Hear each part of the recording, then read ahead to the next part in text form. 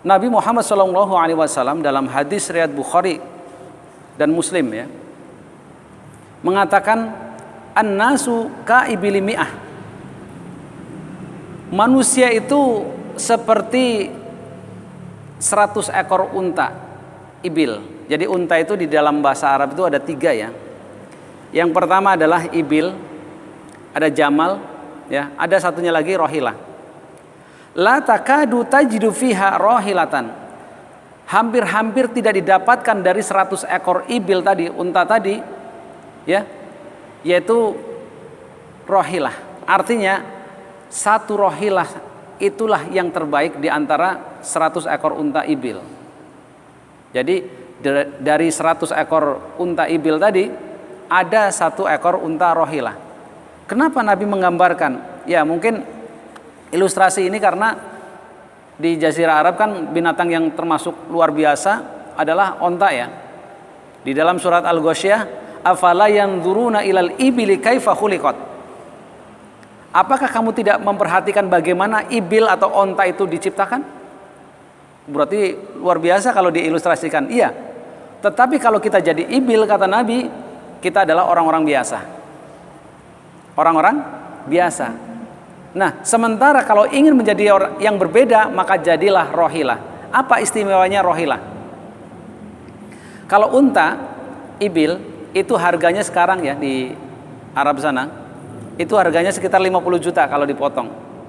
Ya, 50 juta. Ya paling banter lah, yang gede mungkin 80 juta lah. Tapi kalau rohilah harganya bisa 1 miliar.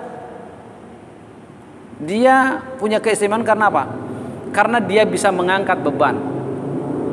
Dia pulang pergi ke Syam, ke Mekah, ke Madinah, pulang pergi bawa di punggungnya beban yang berat. Ya di surat Al-Quraisy, li'ila fi Quraisy ila fihim rihlata syita'i was-shaif. Ya. Jadi kebiasaan orang-orang Quraisy itu apa? Mereka bepergian rihlah pada waktu apa? Pada waktu musim dingin dan pada waktu musim panas. Siapa yang suruh mengangkat beban pada waktu itu adalah onta rohilah. Ya. Rohilah ini punya keistimewaan, di samping dia mengangkut beban, dia punya kekuatan yang lebih dibandingkan onta-onta yang lain, ibil atau jamal. Ya, dia bisa nggak makan sebulan kuat itu, nggak minum sebulan kuat itu, dan bau beban. Ya, seorang di dalam kehidupannya yang sering menanggung beban orang lain dan manfaat buat orang lain, itulah digambarkan seperti rohilah. Maka jadilah rohilah. Apa? Yaitu dia bisa menanggung beban orang lain.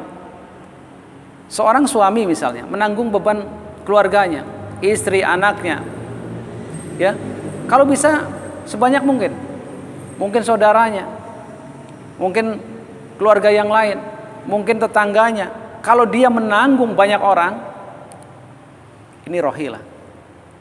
Dia senangnya tuh menanggung banyak beban orang lain. Dan dia merasa bangga dan merasa bahagia. Orang-orang rohilah tuh begitu. Ya. Jadi mindsetnya beda. Kalau mindsetnya orang-orang yang lillah, lelahnya jadi lillah, itu tidak ada capeknya. Unta rohilah itu merasa dia bangga dan bersyukur. Kenapa? Karena dia menjadi amal bagi orang-orang saat itu. Ya. Dia lebih mulia dibandingkan ibil atau onta-onta biasa. Ini onta rohilah. Ya. Maka menjadi ibil tidak istimewa, tetapi menjadi rohilah karena misinya membawa beban, inilah menjadi onta yang istimewa. Karena ya Nabi mengatakan dalam hadis lain, dikatakan khairun nas anfa'uhum linnas. Sebaik-baik manusia itu yang paling banyak manfaatnya buat orang lain. Ya. Dan kalau kita paling banyak manfaatnya buat orang lain, ini Ya, di awal tadi saya katakan, ini menjadi khairun nas. Oh, berarti harus paling banyak manfaatnya. Iya. Kalau seorang suami, ya, kemudian dia tidak berperan sebagai suami yang sebenarnya, ini akan rendah di hadapan istri atau masyarakat. Suami itu status. Yang selama ini suami itu statusnya suami. Harusnya suami bukan status, tapi peran sebagai suaminya itu dijalankan. Kalau seorang suami yang kemudian dia benar-benar berperan sebagai suami, maka istri, anak-anaknya, mungkin lingkungannya akan menghormati. Tapi kalau maaf suami tidak berperan sebagaimana suami, dia nggak cari nafkah, dia mungkin pengangguran saat itu. Kemudian istrinya yang malah kerja misalnya, maka istrinya saat itu berperan sebagai suami. Ada banyak kasus yang mana suaminya itu tidak kerja, ya kemudian apa? Nggak tahan istrinya meminta cerai, nggak mau dicerai juga, akhirnya istrinya pergi jadi TKW. Dan banyak sekali kejadian, ya padahal ya Allah kasihan wanita itu. Di sana kadang disiksa, di sana kadang mendapatkan perlakuan yang tidak baik. Pertanyaannya siapa yang berdosa? Suaminya. Kenapa tidak istilahnya dicegah untuk tidak berangkat, kemudian biar saya yang akan bekerja, kamu tidak usah kemana-mana. Emang fitrahnya suami itu bekerja, menjadilah rohilah. Ini penting saya utarakan. Ya makanya suami yang baik adalah dia harus bekerja. Apa saja? Ya apa saja. Ya, yang penting dia terhormat dalam pandangan istri atau dalam pandangan masyarakat. Karena suami itu dihargai karena perannya sebagai suami, yaitu tanggung jawab, memberikan nafkah, memberikan perlindungan. Ya, kalau dia seorang suami yang baik dan punya anak, dia menjadi wali. Tahu apa artinya wali? Wali itu artinya pelindung, pengayom, ya, yang memberikan contoh, itu wali. Ya, walinya anak-anak di dunia itu bapaknya atau ibunya atau orang tuanya. Tapi kalau orang tuanya sudah meninggal, ya walinya sudah nggak ada yang bisa melindungi, yang bisa mengayomi. Dan Allah waliyukum fil hayati dunya wal akhirah. Dan Allah itu adalah wali kita sebenarnya di dunia ataupun di akhirat. Ya. Maka kalau orang tuanya sudah meninggal, ada wali yang sesungguhnya, yaitu Allah Subhanahu wa taala. Dan memang berkaitannya dengan tadi unta yang punya keistimewaan, yaitu unta rohilah. Orang itu harus bisa menyebarkan kasih sayang gitu. Kenapa Nabi namanya mulia? Karena dia menyebarkan kasih sayang. Dia menanggung beban banyak orang. Coba bayangkan, kalau Nabi seandainya itu mau apa istilahnya dunia, orang Nabi itu kaya ya. Nabi itu ketika menikah dengan Khadijah, bayangkan, itu maharnya 100 ekor unta rohilah, unta merah lah, yang mahal, yang harganya minimal tuh 500 juta. Ya ada yang harganya 1 miliar unta itu. Nah kalau misalnya kita minim saja 500 juta, unta itu kemudian kali 100, maka kurang lebih 50 miliar. Pemuda mana hari ini yang mahar pernikahannya adalah 50 miliar? Gak ada. Luar biasa ya. Iya. Ya, itu Nabi. Dan menikah dengan janda yang paling kaya, ya dia jadi kaya. Tetapi Nabi ini luar biasa. Setiap hari sedekah, dan sedekahnya Nabi itu ya, sebelum jadi Nabi, dari umur 25 sampai umur 40 sebelum jadi Nabi, sedekahnya itu luar biasa. Kalau ya ada pendapatan dari orang-orang yang mengambil dagangannya sama beliau, itu dapat 1 miliar, sedekahnya 2 miliar. Bagaimana nggak habis gitu ya? Itu Nabi. Dihabiskan seluruh hartanya untuk kepentingan apa? Dia menanggung beban banyak orang, memerdekakan orang, orang yang kelaparan dikasih makan, orang musafir dikasih sangu, istilahnya. Itu Nabi. Dia nggak pedulikan hartanya habis. Kita kan masih mikir-mikir kan, ya kenapa? Itulah ya orang yang sangat mulia, yang kemudian dipuji oleh Allah. Wa innaka la'ala khuluqin adzim, dan sungguh pada diri engkau ada akhlak yang sangat agung. Kasih sayang itu tak terbalas. Ya, jasanya tak terhitung. Ya, itu Nabi. Beliau memberikan contoh tentang bagaimana kepedulian, besarnya kasih sayang kepada umat ini. Ya. Nah, ini yang penting ya. Kasih sayang. Yang namanya juga kasih sayang, memberikan kasih dan sayang. Kasih sayangnya itu. Sayangnya dikasih gitu. Tidaklah disebut orang kasih sayang kalau dia menuntut balasan saja, dia tidak pernah memberi. Saya ulangi. Tidaklah disebut kasih sayang kalau dia senantiasa menuntut, tidak pernah memberi. Karena hakikatnya kasih sayang itu seperti Nabi. Dia memberi, nggak pernah menuntut. Itu kasih sayang. Makanya namanya mulia kalau orang seperti itu. Kalau orang senantiasa niatnya memberi, paradigmanya memberi, dia akan dapat dari Allah sesuatu. Ya. Contoh barangkali misalnya gini. Ada di sekitar kita, rumah kita misalnya, kita rumahnya dekat pabrik, daerah industri gitu ya. Kita perhatikan setiap hari, ini orang kalau makan jauh ya, jalan kaki gitu. Mikir kita, waduh, kasihan mereka untuk sarapan atau untuk makan siang pun jauh. Saya mau bikin rumah makan supaya mereka itu bisa sarapan ataupun makan siang. Kasihan. Ada satu lagi orang yang, ini pabrik ya, ini orang banyak banget, ini kesempatan bisnis nih, dagang saya. Mau dagang apa? Ya bikin rumah makan. Ya, untuk mungkin makan pagi atau makan siang.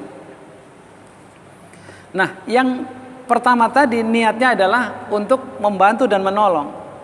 Ketika ada orang sarapan, ya udah sarapan berapa? Harganya mungkin lebih murah. Karena niatnya banyak membantu gitu. Ya paling untung berapalah, 1.000, 2.000 setiap orang makan gitu kan.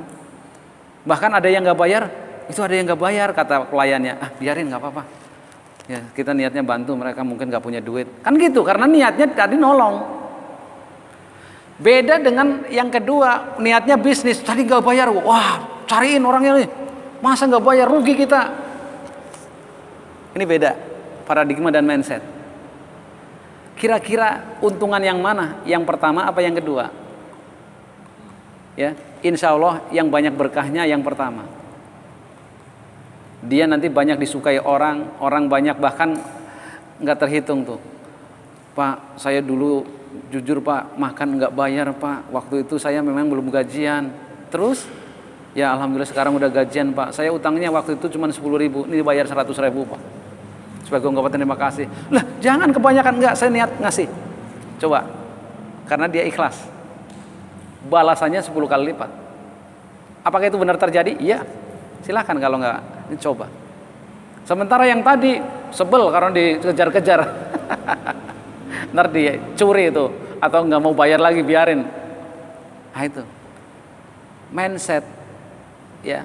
Orang itu akan mempengaruhi juga bagaimana dia berbuat dalam kehidupannya. Dan rata-rata orang sukses itu orang yang dia peduli kepada orang lain. Ya, rata-rata peduli dengan orang lain. Mungkin kenal dengan Jack Ma ya, orang terkaya di Cina. Ya.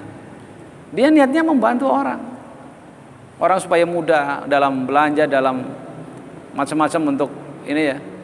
Akhirnya apa? Dia menjadi kaya dengan mendirikan pabrik perusahaan namanya Alibaba Group. Mungkin kenal dengan pendiri Facebook ya. Awalnya bantuin orang bagaimana untuk berkomunikasi lebih mudah dan lain sebagainya. Enggak ada niat bisnis. Tapi kemudian malah menjadi orang yang paling kaya. Nah, itu orang-orang hebat, orang-orang besar tuh rata-rata niatnya tuh tulus membantu. Sama Nabi Muhammad juga begitu. Niatnya tuh Masya Allah. Membantu orang.